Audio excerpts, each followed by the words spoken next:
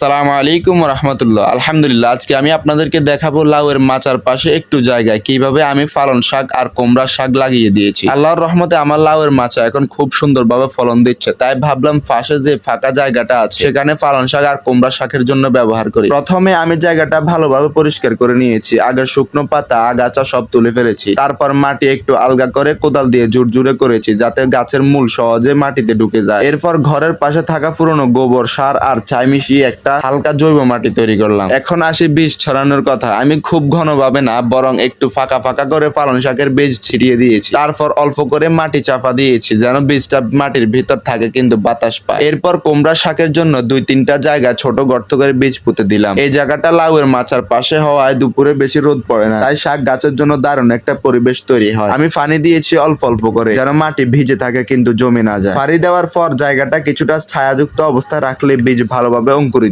হয়। দর্শক ভাই ও বোনেরা, পালং শাক খুব দ্রুত বড় হয়, প্রায় 7 থেকে 8 দিনের মধ্যে চারা গজাতে শুরু করবে। আর কুমড়া শাকও প্রায় 10 থেকে 12 দিনের মধ্যে ডগা ছাড়বে। এই সময়টা আমি খেয়াল রাখবো যেন পানি নিয়মিত দেয় আর কোনো পোকামাকড় দেখা দিলে দ্রুত ব্যবস্থা নেই। এভাবে চাষ করলে একসাথে 2 রকম সবজি পাওয়া যায়।